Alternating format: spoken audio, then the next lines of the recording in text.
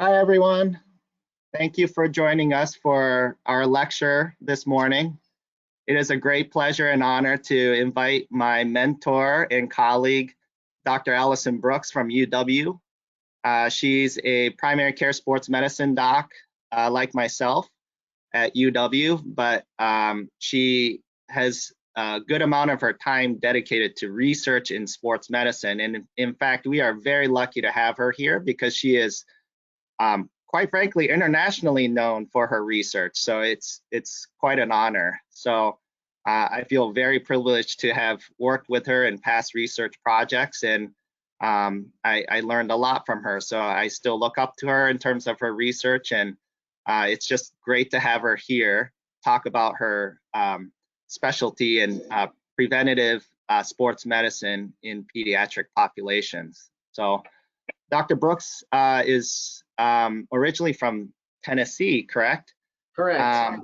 Yeah, she did her her undergrad at UNC Chapel Hill, where she was excelled in soccer, and I believe you were on the national champion team.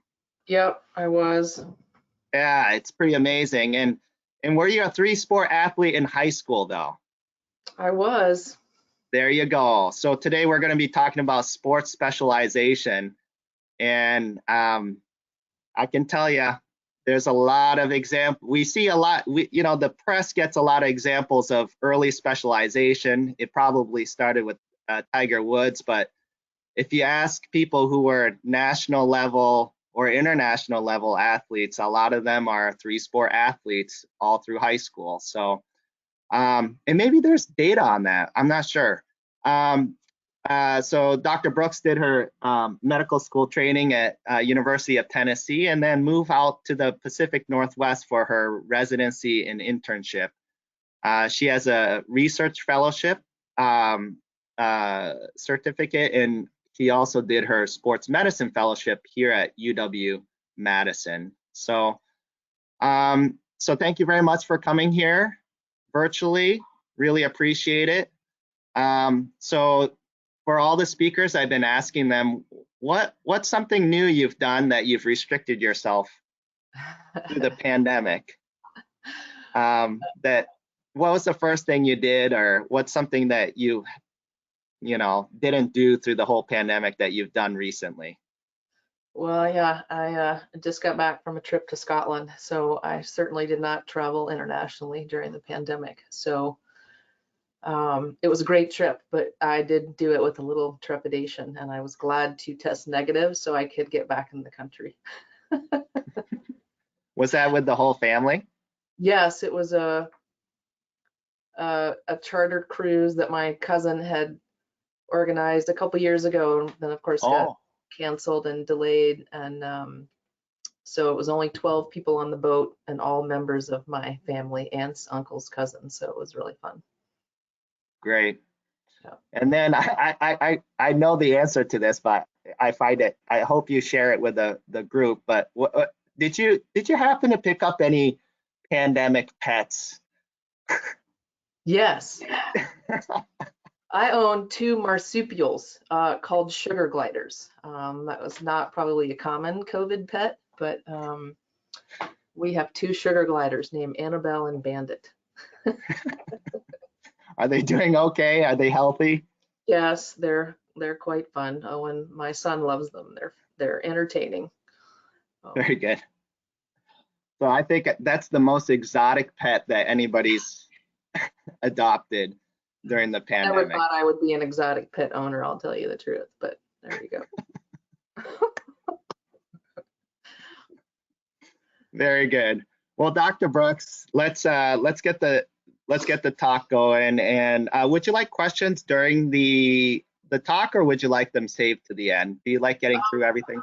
During is fine. I mean, I would love for people, to weigh in and give me their thoughts and questions. I really mean for this, as much as anything, to be totally open for discussion.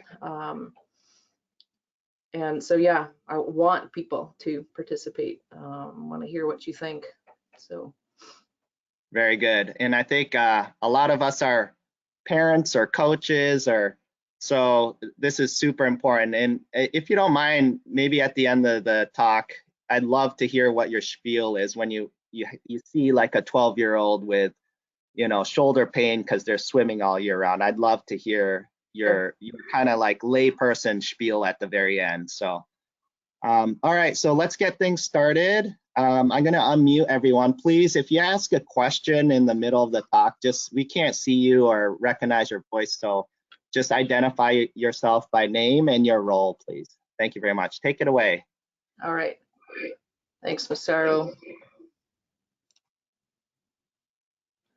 I have nothing financial to disclose related to this talk. I am on the executive committee for the American Academy of Pediatrics Council on Sports Medicine. And so this is a topic that we talk about and have policy statements on, but I don't have any financial conflicts related to that. Really, today, you know, I want to talk about some of the successes. Certainly we'll talk about some research, but my plan is not to bore you with slides and slides and slides of research. Talk about some ongoing challenges in this area about, you know, creating a positive youth sports environment and providing sports opportunities, you know, for every child.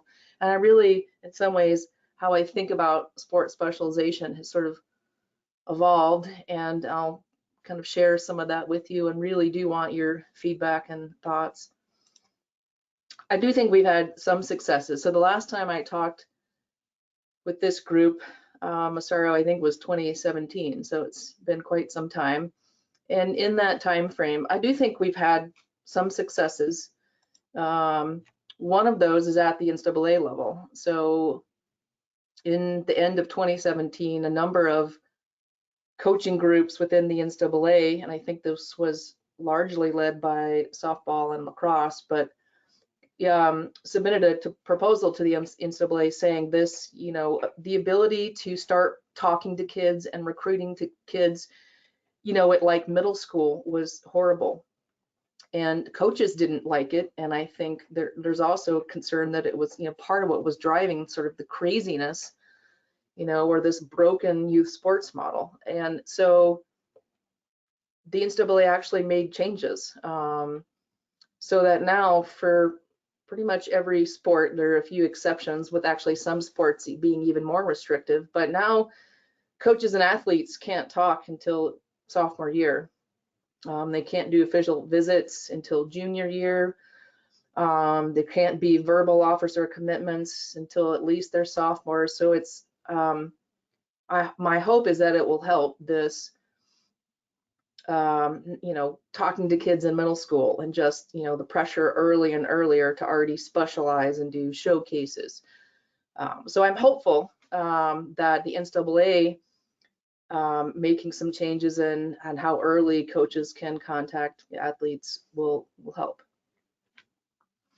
I think you're all familiar with like pitch counts, you know, from USA Baseball, but there are other sports now like the NBA and USA Basketball that are weighing in on what they think is sort of healthy youth sport participation and trying to give some guidance for, like, you know, based on your age, you know, how many games per day should you be playing? How many hours per week should you be doing organized basketball? You know, how many days off should you have? How many months per year should you be doing basketball? And while there's not necessarily teeth to enforce this, I think we can certainly empower coaches and parents to know that this is what USA Basketball and the NBA recommends. You know, I'm playing basketball at age 7, you know, 7 days a week, and having, you know, 6 games, you know, on a tournament weekend is not what is recommended. So I'm hoping that other sports will come out with some guidance like this that we can then present to parents and coaches, you know, leagues and administrators. I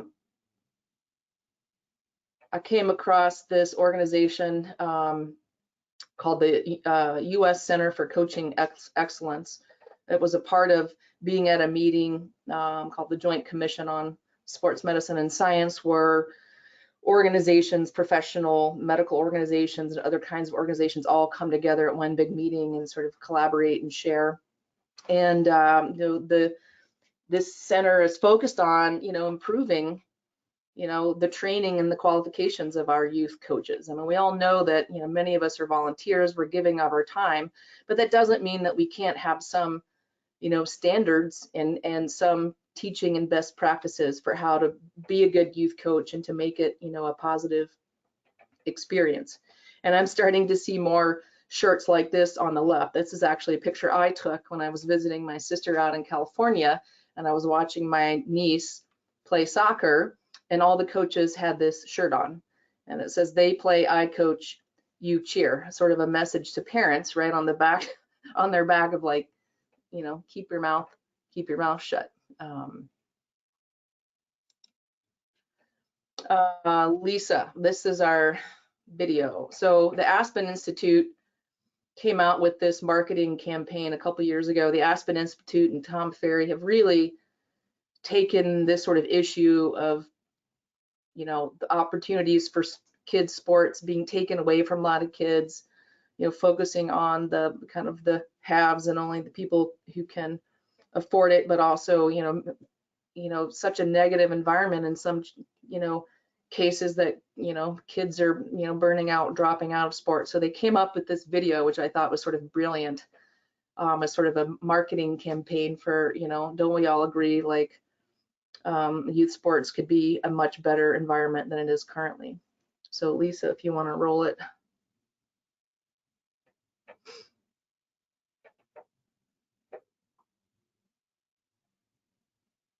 Where? Why? Where would you go? My dad's. Oh. You want to touch? None of the siblings on it? See, and we all want it. Nobody wants to sell it to a stranger.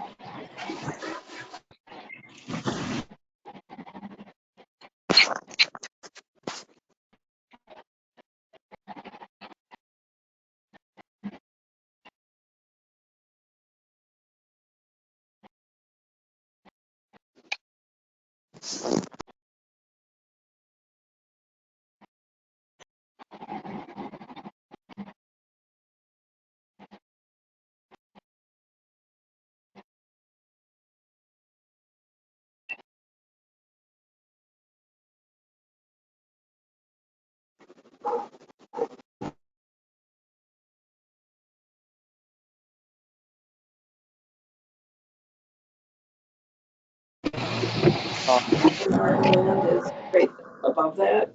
To walk our out. Farmland, or our woods. Hunting land. Yeah, our I'll be there in a land. minute, just a second. You just walk. Where's your dad's house? It's on Highway B. It's just south of Blackhawk. Okay. So you move in there, then your sister lives there with you guys? Okay. But I had already said, I told her she could come live in our house Oh, if we now. sold it. Okay. So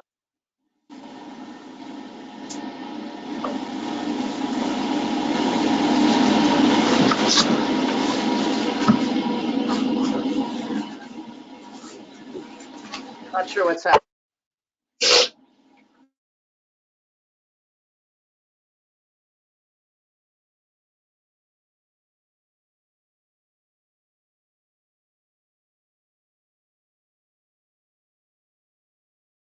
I apologize. It's giving me some issues. I will play it again.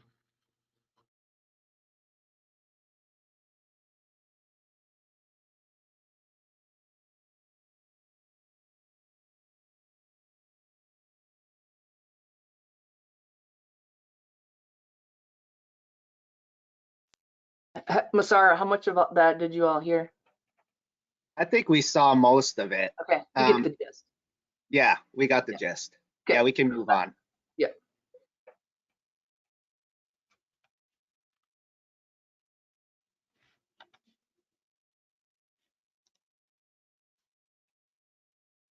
Okay, so, it's like funny, but it's not funny, right? But it certainly, makes the point, and I think a very elegant way. I really think this is a public health issue and not a sports issue. You know, focusing so much of youth sports on like elite performance rather than allowing every kid who wants to play sports the opportunity to participate, to me is really a public health issue. And you know, certainly you could argue, you know, there's a lot of, you know, social inequity. You know, we want every kid to have the opportunity. We'll want them to be physically literate. We want to promote lifelong physical activity. And the more we focus on the top of the pyramid, the more we push other kids out of that. We know how many benefits there are to playing sports: social benefits, health, you know, benefits, psychological benefits, and why do we want to not provide all those benefits to every kid? And the Surgeon General agreed. In 2019, the Surgeon General released this report called the National Youth Sports Strategy. And really, it wanted to sort of recognize that we have a problem with youth sports culture here in the US, and that the goal of this strategy is to figure out how we can provide every child, regardless of race, ethnicity, sex, ability, zip code, you know, socioeconomic status, the opportunity to play sports. So this was released in 2019, and then like there's this thing called the COVID pandemic that started in 2020. So horrible timing, because then of course this totally has taken a back seat.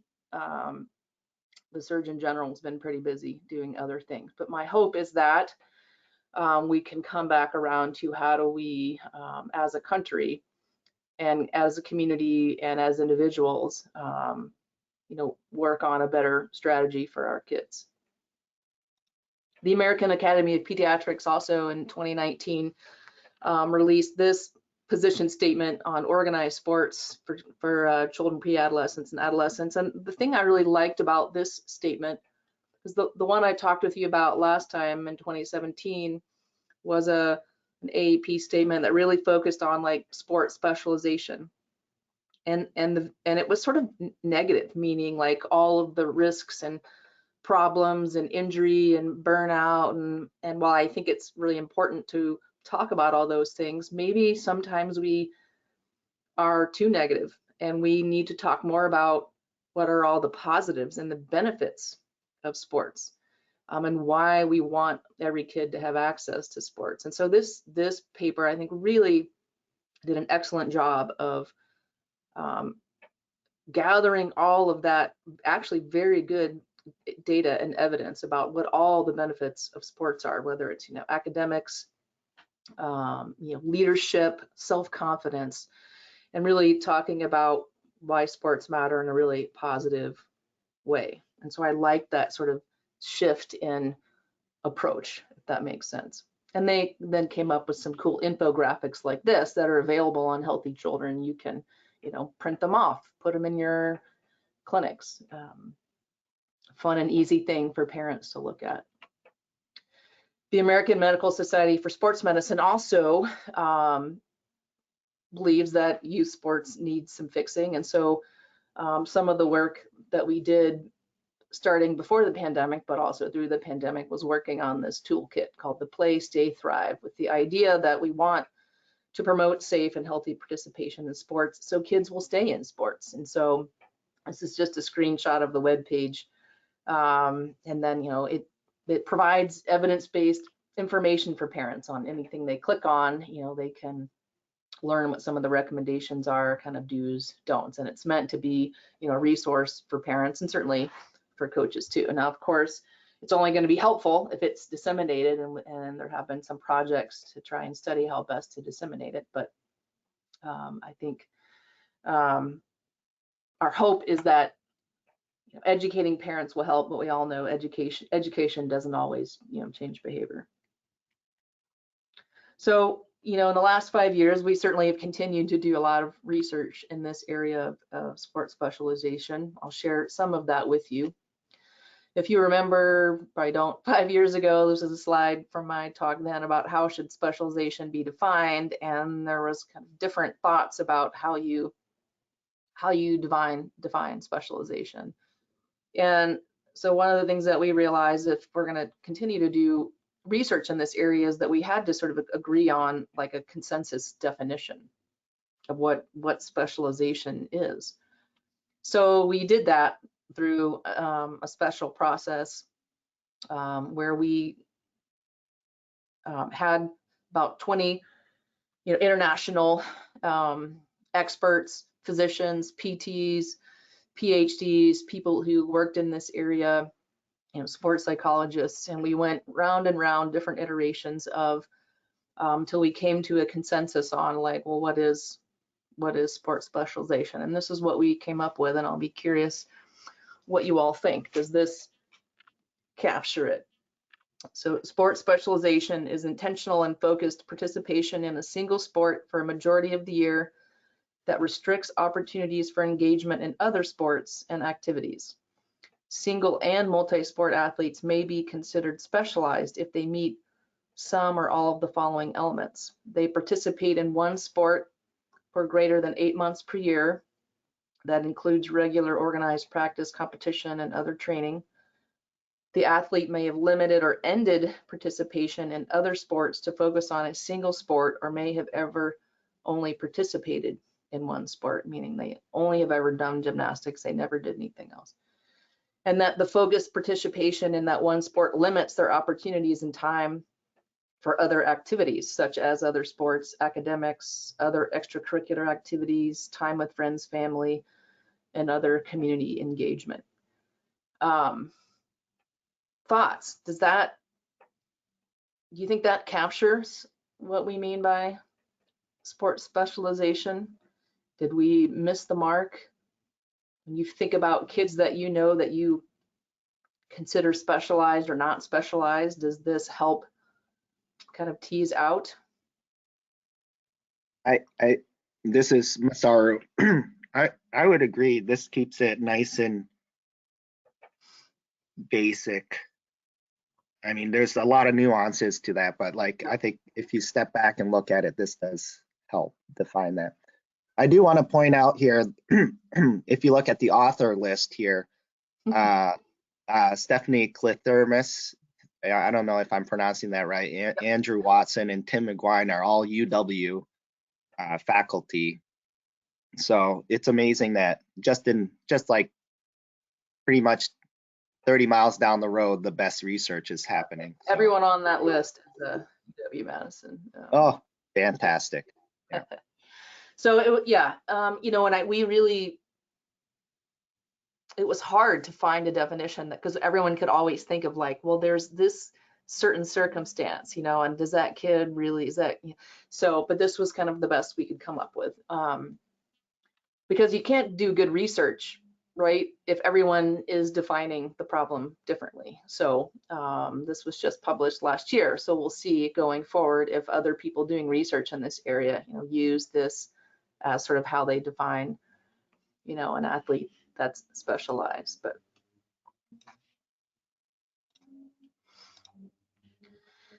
my colleague Dave Bell did this meta-analysis with some other folks around the country, where they looked at all the research that has been published on the specialization and risk of overuse injuries. And not surprisingly, so here, if you looked at it, this is a forest plot. This is one right here, and this is one right here. Anything to the right of one suggests that higher degree of specialization is associated with a higher risk of injury. And so all the pooled estimates suggest that absolutely, if you're highly specialized, you are at a much higher risk of an overuse injury than if you're in that low specialization category. And this is true even just comparing highly specialized versus moderately specialized. So it confirms, some of the research, some of the early research that, specializing does seem to increase your risk of an overuse injury. Alison, based on, did you guys translate when you did the meta-analysis, did you look at definitions that met your new definition and looked at it that way, or just went by whatever definition that article used? What they had used, yeah, because we weren't finished with our consensus definition yet. So it was, whatever the authors of that particular study. And so, that is a problem then, right? Because they may have all used a slightly different definition. But And then your definition doesn't really stratify by high, moderate, low. yeah, It just and says, so yeah, and that's part of the reason we wanted to redo the definition, because I think it's much more nuanced than that, right? And to almost think of it as on like a continuum. But we are also, now that we have the definition, so what we're working on next, Massaro, is like a scale or an index that takes our definition and then tries to put it into a, where do you score on the tool for like how highly specialized are you or not? Does that make sense? But having it be more of a continuous, like where are you on the spectrum, rather than like you're in a box or not. Does that make sense? absolutely, So absolutely. we're working on that right now. It is, we're getting ready to test it this summer on a couple thousand kids. So stay tuned. And then there's a nice comment from Dr. Sullivan.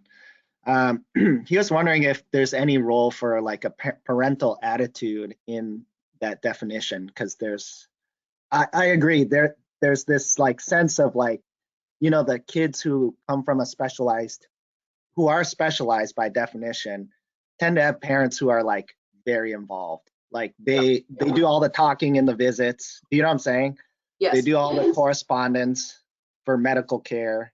I know that's part of it, but I'm wondering if that kind of crept into your discussion when you're. Yes, absolutely. So there's kind of 3 parts of this new scale that we're working on. And, some of it is like, collecting the, volume and intensity information, like how many months per year, how many days per week, do you play other sports? Do you do private training, all that kind of stuff. But yes, then there's a whole nother section on sort of intrinsic versus extrinsic motivation, right? What is the main reason this kid is specialized? Is it, because they themselves are, highly internally motivated and competitive, or is it all external factors like, parents and other people pushing them to do something that they maybe actually don't really want to do? So yes, we're trying to tease that out, and that motivation piece I think is going to be a really important part of that tool. One would, and I think there's, anecdotally, right, some examples of this, kids who are pushed externally, at some point, they maybe do burn out or drop out, or they rebel, right? We can all think of the Jennifer Capriati's, but I'll tell you, I see it at the collegiate level. Collegiate athletes who made it to the Division I level, but they weren't doing it for themselves. And they get to that, elite level of sport, and they don't like the sport anymore.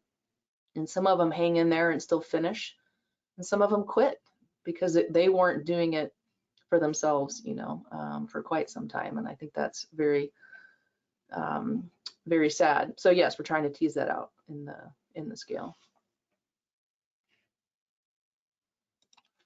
So why do kids play? Let's ask them. I mean, there's been a number of different folks who've looked at this same thing, and you know what? The same results keep popping up. Why do kids play? And this group of kids that we surveyed were kind of a more, a more specialized group. But what was the most important part of sports participation?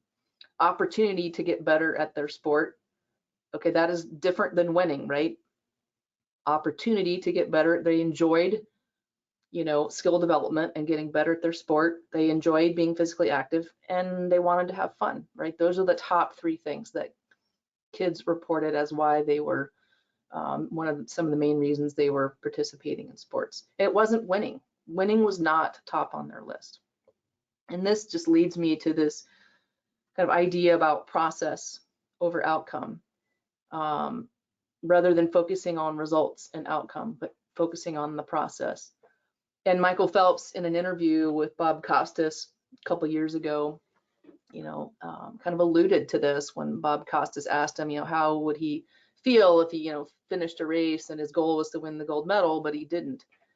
And Michael Phelps' response was, I'll know deep down inside that that was the best I could do on that day, and I'm happy with myself, and I'm not focused on the result. I'm focused on the process, and that I prepared and I did the best I could. And I think that's a really important message, especially from someone like Michael Phelps, right? Who has like a gazillion medals. And at the end of the day, for him, it's about, you know, effort and preparation and how he felt about that he gave it his best and not, you know, the medal at the end of the day.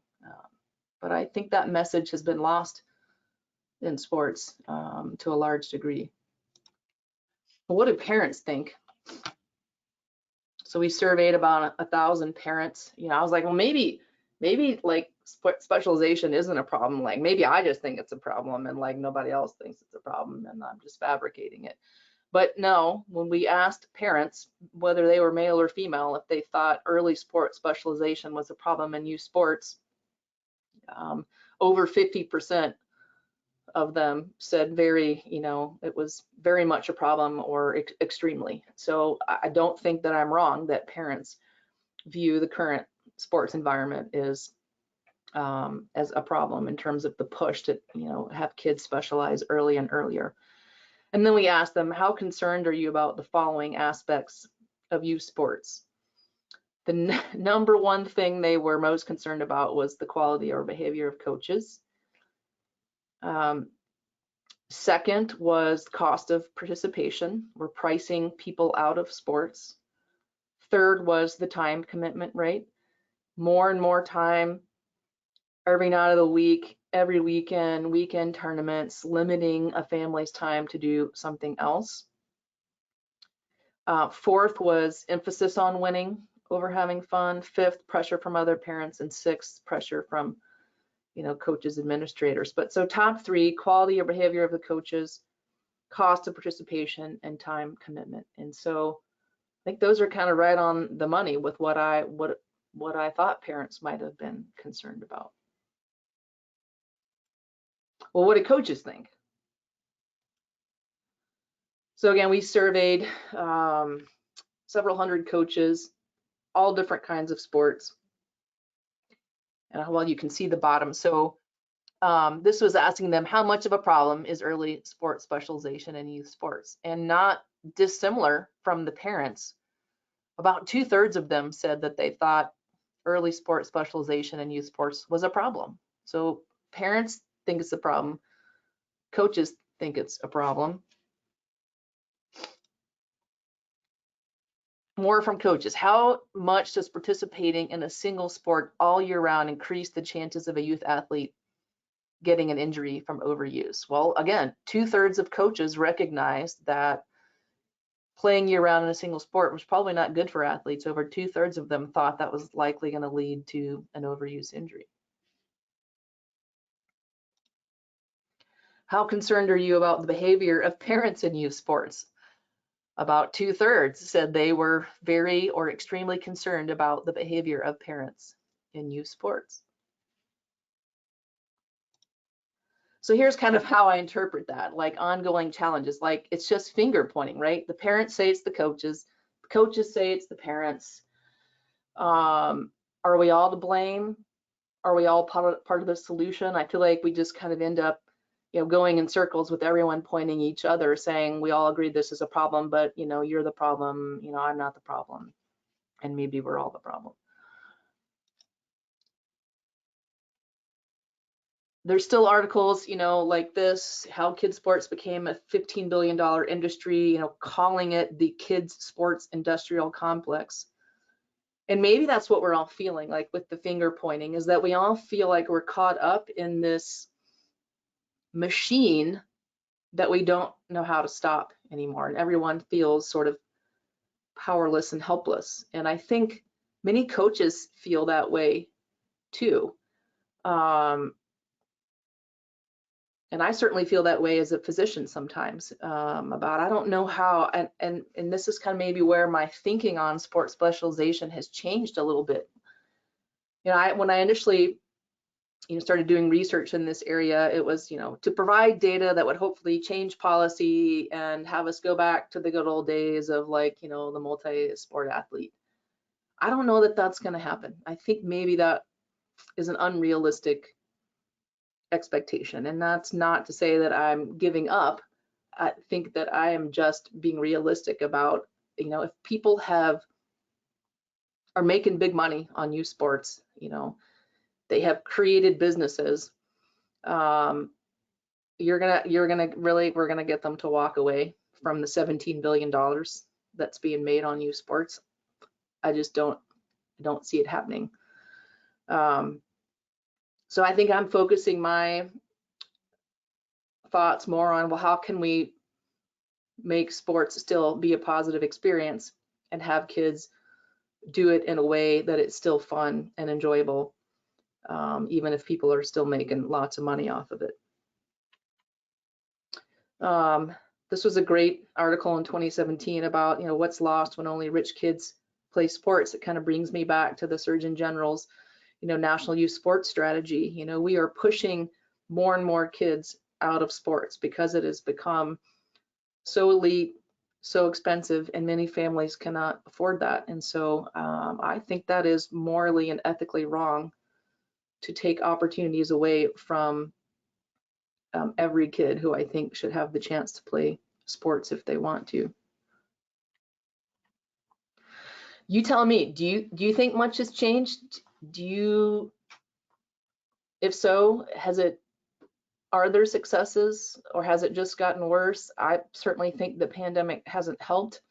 It's probably further widened the gap between, the haves and the have-nots in terms of, resources and opportunities to continue to play sports. A lot of recreational type sports, have gone away as a result of the pandemic. I don't know. What do you guys think? What do you see in your world? I can tell you, as a parent of 2 kids just starting youth sports, it is expensive. I mean, I do a particularly exclusive sport of alpine ski racing, and that the cost to get into that sport is tremendous. So there's definitely socioeconomic barriers that are almost obscene in my mind, and I feel pretty guilty about it. I think that makes it hard. And I think one thing that's really hard is, like, it's hard to, I feel this pressure to where it's difficult to diversify kids' sports nowadays. You're kind of like, every time you sign up for something, you feel like you're committed to this elite team that's going to be going all year round. There's that, maybe that's just my perception, but when you look at the peers they have, they're in it all year round. Like, if you join a swim club around here, they're from basically from September till March, so if you're in, you're in, and there's this sense that once you start a club of some sort, you're kind of in it for the whole year round. So I agree, and I feel like a lot of clubs give lip service to this, like, oh, and we promote, sport sampling, and we encourage you to have your kids, play other sports and blah, blah, blah, blah, blah. But it's like, it's all lip service, right? Because their program is not designed to make that easy for you to do, and you're right. If you say, well, I'm not going to have my son does ice hockey, my son's not going to do ice hockey year round, then, he probably is going to get left behind because of, he's not playing hockey year round. But I'm certainly, if I'm gonna talk the talk, I'm gonna walk the walk. But I feel like I agree with you. I feel like it's a lot of lip service. If you go on the USA Hockey website, it's all about, like, sampling and multi-sport, blah, blah, blah. But in the real world, that isn't how hockey clubs are offering the sport to kids. And all I can do is talk to the leadership at the club where my son plays and make known how I feel and why we're not going to sign up for X, Y, or Z, and hope that I can convince the folks who are serving on the board to walk the walk, not just talk the talk. But I think it's everybody, it's the whole keeping up with the Joneses, right? If you don't do it, other people are. That whole pressure. I have a hand up from, sorry, yeah. I have a hand up from Emily Weiss. If you wanna, sure. You can talk, Emily, if you want to. Oh, maybe she accidentally raised her hand. Yeah. Pop Um, on if it not. This was well, a, the question box kind of lit up here, if you don't mind. sure. Here's one from Mary Beth Baker. Many parents say that they have their kids in a lot of activities because this is where all the other kids are. The only way for them to play with other kids is to have them in sports, which I agree. It seems like the only way to play soccer is to join a club. Even in my town, kids don't seem to have just have free play anymore. How do you counter this argument to parents? I think it's a valid statement, and I completely agree. The days of like kids coming home from school and like, playing pickup basketball or, street hockey or whatever seem to be completely gone. I agree with you. I still, there's so many kids, right? School is like every kid goes to school. I still feel like is the solution having schools offer more, after school kind of intramural rec, kind of sports if it's not gonna sort of organically happen in neighborhoods, anymore. But I completely agree with you. I'm lucky that my child does live in a neighborhood where we do have other kids and they actually do go outside and play. But it's such an anomaly that people walking by on our sidewalk, like walking their dogs or whatever, stop and comment on how nice it is to see kids outside playing, like because they don't, right? They don't see it anymore. So I agree with you, but I don't know how to organically make those days come back other than trying to work through schools or community rec centers or provide other opportunities for kids to get together with other kids, but have it not be in sort of this all or none, elite club sport, manner. This is Emily Weiss. So my experience is I have a daughter who's in club gymnastics year round. She does about 12 hours a week. And over the pandemic, all of the rec programs that she was involved in canceled. And they canceled for almost a year and a half. Her club made it possible with virtual classes to continue at home. We did have to pay a small fee. It wasn't anything crazy, but I feel like in her club anyway, they made it an effort that these girls kept active and they got to see their teammates while they were at home, which was not happening on the rec side. So what I've seen also is that, there was a big sign up last summer, it seems, for sports that decided to play, like I'll use, for example, our lacrosse club in our town. The girls had good numbers for like, it was their first or second year program. Now this year, there was quite a few that didn't sign up again. And I don't know if it was because of COVID or, that people were getting back into things. And now that they've kind of lost their interest, but I have noticed that numbers seem to be smaller this summer for some reason. Yeah, I mean, I agree. I think initially you're right. None of the rec programs, were happening. And so the kids who were back in sports, certainly in Dane County, were, because their clubs, continued going while everything else was canceled. So again, you've already sort of selected, a population of people who can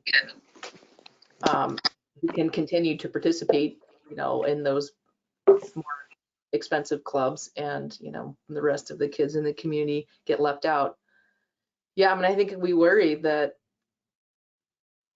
just like sort of some kids disappeared and never showed up for school, that there's going to be a whole segment of kids who just kind of disappear from sports. We never re-engage them for whatever reason.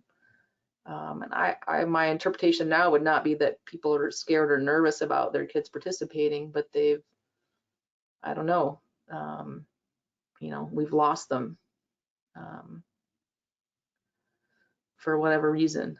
But this study that we did that was just published not too long ago kind of gets at the heart of some of that, which is that we looked at kids who were, obviously everyone's sports were shut down initially, but then, for some kids, whether it was because they were in club gymnastics or club soccer, or they lived in a different county, where, things started up again before they did here in Dane County. So we compared anxiety and depression scales of kids who were able to actually go back to start playing sports in the fall of 2020, and compared those to kids who had to remain out of sports for a significantly, longer period of time. And, what we found was that kids who couldn't play were more anxious and depressed. So the kids who got to go back to play a sport much earlier had much less anxiety and depression, which, confirms for me what I already believed, right, is that sports are a good thing. They are a positive, or they should be a positive for kids.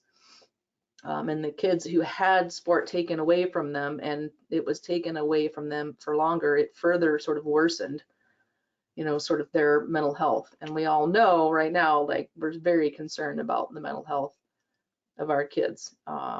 It was of concern before the pandemic, and I think the pandemic has really just made that worse. And sports really should be, a positive, but I think that sports isn't always a positive. And one of the things that we're talking a lot more about is this sort of idea of, perfectionism, and again, sort of more focus on the outcome rather than the process. And kids being under so much pressure today to be perfect, and to, not allow themselves, to make mistakes. And I think this is particularly true in athletics. So while sports can and should be a positive, they aren't always. So, what can we do as providers? This kind of gets at kind of what you were asking for, Masaru. I'm going to continue to do research in the area and hope that, there's data that can affect policy. But I don't know that we can completely change the landscape, back to what I would say is the good old days. So I'm sort of thinking more about well, what can I do as a provider? Control what I can control. And that is, right, my individual interactions with patients and their parents in clinic, and being really direct now about things that I ask them and some of the guidance that I give them. So I ask them about motivation for sport. Is it still fun? Do you enjoy it? If it's not, then, I think then that leads you down a whole other line of other activities, that maybe you would enjoy more. I ask really specific questions about volume, how many hours per week, weekends off, how many other activities and sports are you doing? Do you have any nights of the week where you can just, come home and chill? Actually have them tally it up, and sometimes I have families who tell me their kids are in, some sort of sport activity, 20 hours per week. And so we talk about what some of the recommendations are about, number of hours per week equal to age or less, and how is all of that, how does all that pile up, all that structured time, no time for downtime. I can certainly now provide them, some links to that AMSSM toolkit. I ask about, mental health. I think in a good way, athletes are coming forward more and more often, talking about they are not immune to the struggles with mental health.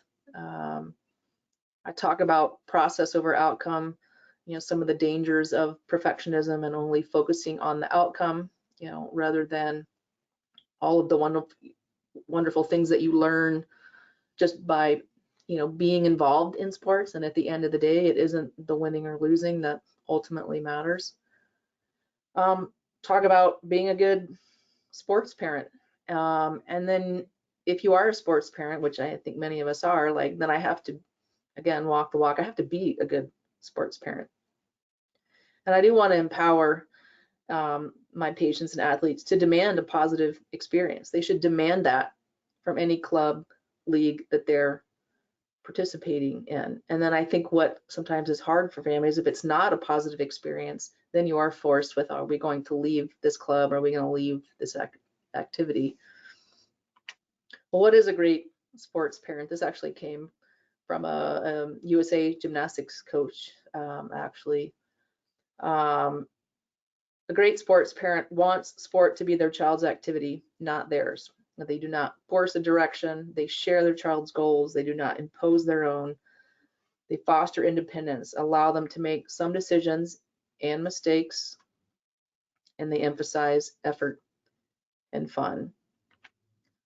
So I think we can talk with, parents, whether it's in the clinic setting, in the hockey locker room, in the gymnast, wherever you are, right? What are some do's for parents? Reinforcing good sportsmanship. I talk all the time with my son about that having fun and being a good sport are really like the two most important things. Limiting conversations about your child's sports. Do not see your child only as an athlete. Show your pride in them about other things, grade, art projects, good deeds, volunteering, being a good neighbor. Let your child participate for their own reasons. Support them. Don't be their coach if you're not actually their coach. Make sure it's fun. Have realistic and appropriate expectations, right? We all know the statistics about how few athletes actually make it even to the NCAA level, much less the professional level. So remember, youth sport is about development, not results. Be supportive, especially after a tough performance. Listen more than talk, and unconditionally love and support them. And then sort of the flip side of some of these, the don'ts. Don't always focus your conversation always on sport. They are more than just an athlete.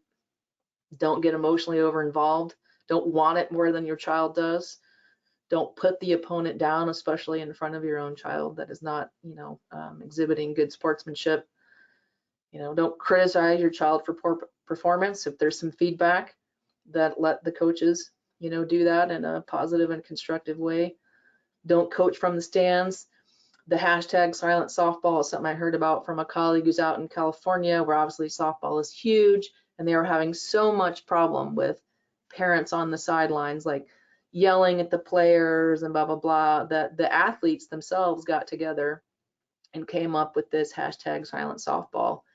It made the parents sign a contract, basically, that they had to be quiet during the game. And the only cheering and talking was the athletes themselves. If you've been to softball games, there's lots of sort of chants and cheers and, singing, and it's kind of fun. And the parents had to be silent. Treat your child differently. Don't treat your child differently depending on the results, right? Your love and support of them is unconditional. Don't see your child's sport as a financial investment needing a return. I see this all the time at the collegiate level, like I said, where even athletes that make it to that level have been pushed by others. They've gotten that scholarship. It was their ticket to college, but they hate it. They're miserable, and they want to quit, but they feel like they can't because their tuition is being paid for by their scholarship. So it's a lot of pressure to put on a kid, and I see the mental health consequences of parents saying, well, I spent all this money on you, I expect to get something out of it. We want to set a good example for being good sports. We don't want to reinforce what bad sportsmanship is, and don't think you can or try to protect your child from all disappointment. I think allowing kids to make mistakes, to lose games, and how they cope with that and how they are resilient is a really important life skill. And I think, the more sort of enmeshed parents are and the more they try and shelter them from the real world, I think then I see those kids at the collegiate level and they have no coping skills. They aren't resilient because they've never been allowed to develop those skills as young athletes. Here are just some of the resources that I talked about, the Healthy Children website, AMSSM Toolkit, the U.S. Center for Coaching Excellence, and the Youth Sports Strategy.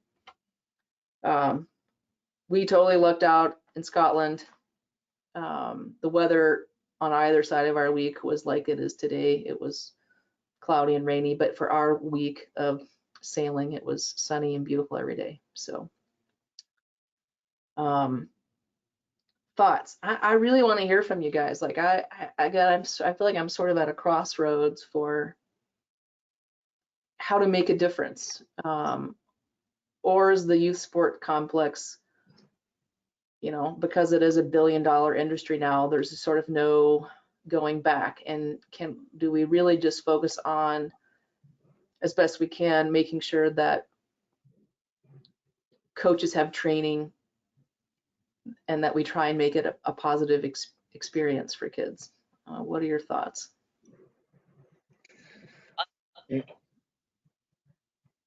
Michelle, So, yeah, go ahead. Go ahead, John.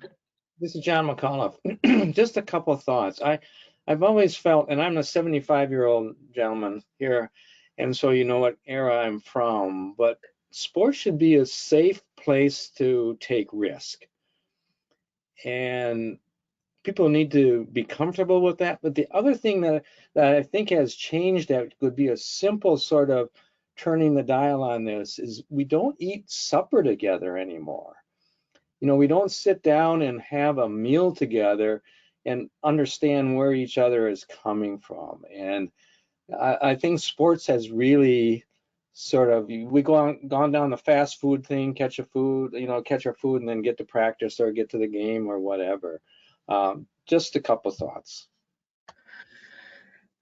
I agree with you. And like I said, I try and give some of this feedback, like to the hockey organization that my son has played for, that, you know, I don't want them to schedule, you know, hockey practice 4 nights a week and 2 days on the weekend for my 9-year-old. We won't be there, you know.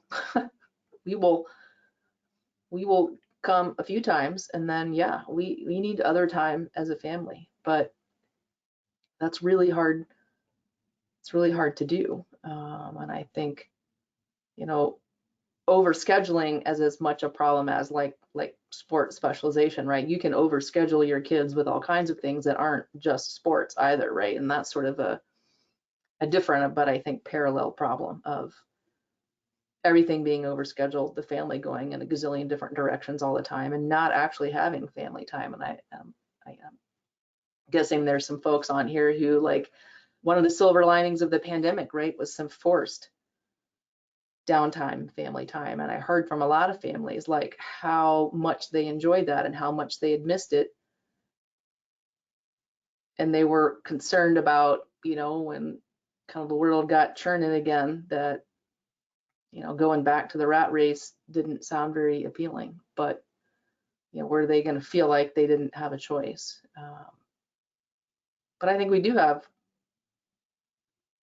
I think we do have a choice. But I think it's hard if you feel like, you know, if I'm not going to agree to what, you know, this club is expecting of my child, you know, is there another opportunity for your child? And there may not be. And that's a really hard thing to say, well, we're just going to leave that activity altogether. So I'm gonna also reemphasize that a lot of us are family docs, so this might be helpful. But this is from Mary Beth Baker. She's quite fit and makes time for her own health as well, and she's a mom of an athlete. So I think she might not be here anymore, but as a family physician, I care for all ages in the family. One consequence of specialization of children in sports is the impact on the health of the parents. As parents march their kids all over for matches, games, there's no time or energy to eat healthy eating and self-care or good sleep hygiene. So just the thought that it is affecting the whole family unit, and we may be forgetting about the parents. I see all the time. I have plenty of family members.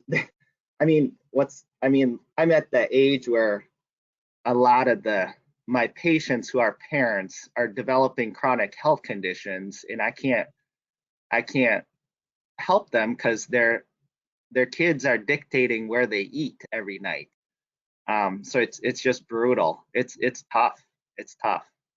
So it's definitely had an impact on. I agree. I mean, I think, you know, I'm certainly be pot calling the kettle black. I mean, you know, I prioritize, you know, getting my son to whatever he needs to get to, and like I come second, and that is not ultimately right. Our own health and wellness should be just as important. And so I think also talking with families about, well, then how can you know, be active together as a family, choosing activities that involve the whole family. And my husband and I have had this discussion, you know, quite a bit about, you know, like you and I sitting in the stands watching endless hockey games isn't quality family time. You know, going fishing together or camping or doing other things, or, you know, sitting down and having a meal, like that's good family time. And I think those are valid points about, you know, all the time we spend running kids everywhere and isn't, you know, doesn't lead to good family time. I have a couple questions in the question box here, couple of them. And sadly, this is from a recent headline from a UW athlete, but mental health in student athletes is so important, and sadly, recent suicides at high school and college levels have brought new awareness of these dangers. Are there screenings specifically for athlete mental health? And I'm actually trying to remember if it's in our PPE. Yeah. So our pre-participation physical. Yeah, we screen all of our student athletes, you know, whether they're coming in as freshmen or they're returners, and they fill out, you know, a screening sheet. So, because we want to try and identify athletes quickly and get them resources they need. And I think we have done a much better job of that. But, you know, sadly, there's still so many pressures on our student athletes. And yes, we had an athlete, you know, within the last month commit suicide, and it's been a tough month for us here in the athletic department. Wondering, you know, was there, you know, more we could have done? And I think it leads me back to this sort of like this sort of idea of perfectionism, and, you know, athletes thinking that the result is what matters, and that they have to be perfect, you know, their grades have to be perfect, there's whatever. And so how much pressure we put on them. And many of these athletes who commit suicide are the straight A student, high achieving, got a big smile on their face, and no one had any idea that they were struggling. Because we just assumed that they were fine, right? Because, oh, they're running PRs, they're making good grades, they're always happy, but it was all an act, right? Because we never sat down and really asked them, well, really, you know, how are you? And so I think those are important discussions to have, and to not assume that every athlete who, you know, seems like everything's going great. Like, how could there possibly be a problem? I don't know, Massaro, if you heard Samuel Acho's talk at AMSSM. Yeah, I can't. Which talk was that? Sam Acho, he was the former NFL player. Oh yeah, his was fantastic. Yeah, that was a great talk. Yeah, literally listened to his talk like, yeah, you know, 2 days after our student athlete committed suicide, and it just like I was like in tears listening. Mm-hmm. And like, you know, it was right. His talk was just right on the money. Like, no one knew how much he was hurting inside. Yeah. And so I think that is a cautionary tale to all of us, but also to think about like how much pressure we put on kids these days, and all the expectations. So I think I've already talked with my 9-year-old about it, you know, about it's about having fun and learning lessons and making friends and being a good sport, and, you know, not about, you know, winning or losing. I think the sooner we sort of start those sort of discussions, you know, the better. yeah, his talk was powerful, and I think the solution was actually in his talk, is that he had made connections that when he was in trouble, he could reach out, and he had those people. I forgot who it was.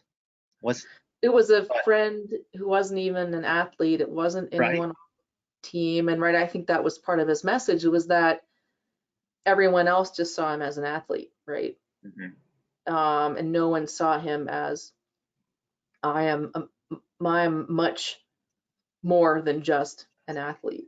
Right. And That was never his take-home message. sat down and sort of like, no, who are you? Like, who are you? Yeah, I know you're an NFL football player, but like, that doesn't define who you are. Who are you? You know? And I think that was kind of his message, about just having real conversations and not seeing athletes as just athletes or, you know, their achievements. Yeah, that was a great talk. So I have a comment here from Kevin Vogt, and I hope I can share this with you, but he's a family physician, but he's also a parent, and I believe he's a coach of baseball coach, so many perspectives. 2 points I would like to make. One, the determination/motivation of the child should be the key driver of level of participation for a given sport. And two, as important to always provide the child an off-ramp to a different. Oh. Anybody else lose Massaro? Yeah, he's frozen. Okay.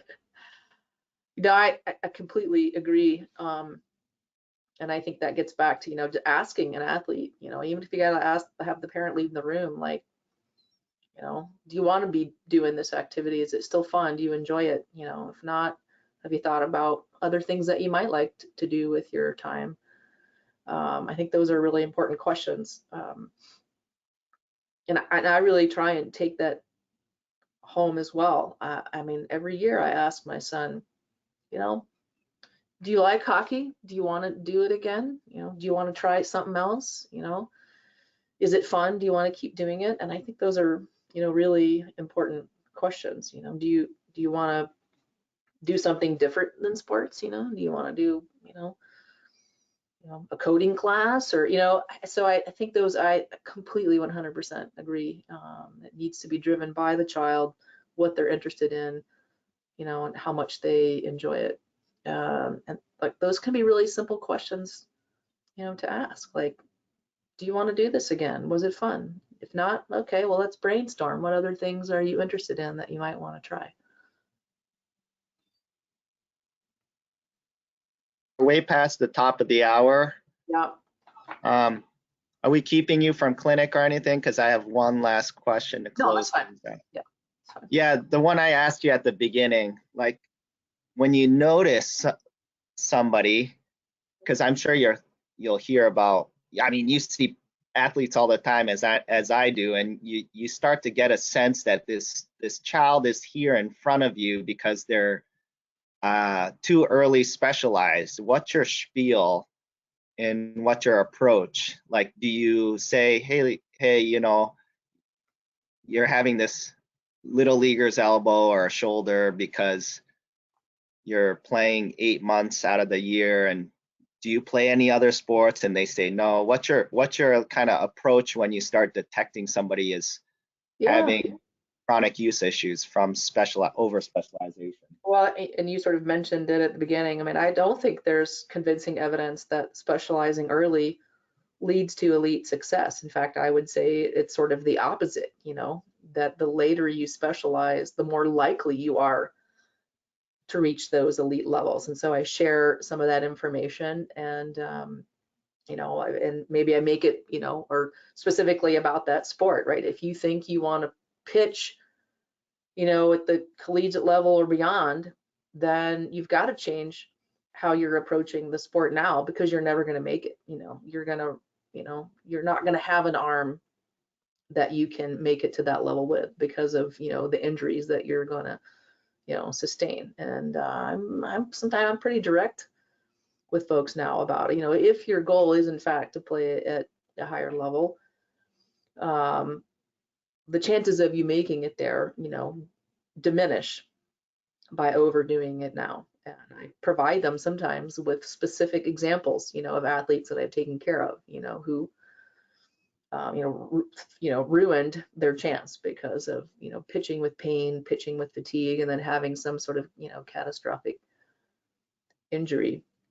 I sometimes also share with them about the collegiate athletes that I work with, you know, about, you know, what's the, you know, that it has to be internally driven. And it's okay to say, you know, I don't enjoy this sport anymore and I want to try something else. And giving them, you know, empowering the kid themselves to say, you know, I don't think I want to do this anymore. Because there's nothing worse than doing something that that you don't enjoy, and feeling trapped. But I share really specific examples with them. So I think you can absolutely say to kids and parents, there is no convincing evidence that specializing early leads to elite success. In fact, it's probably the opposite. That the longer you wait to specialize, the more you train your athleticism, the better athlete and the more successful you will be in the long run. And you absolutely can derail what your goals are by specializing too early, because you sustain injuries that will make it so you cannot, you know, reach your goals.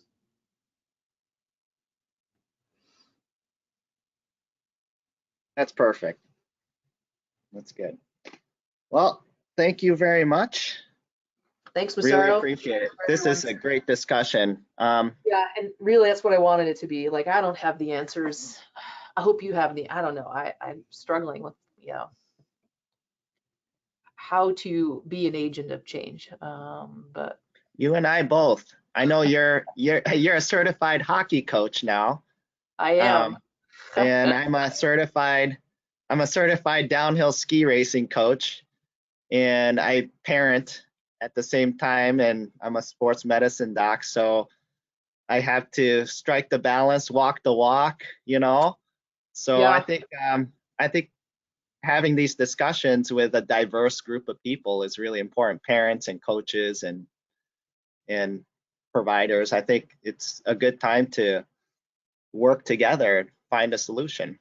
Yeah. I mean, I Oh, think, and athletes too. Yeah. yeah. And like I said, maybe we can't stop the sort of, you know, more and more specializing, but I think we can still focus on having sports be a positive experience for kids, you know. Absolutely. Absolutely. Well, thanks a lot. Awesome. Thanks, Massaro. It was a pleasure. Hope to see you soon. Yeah, sounds good.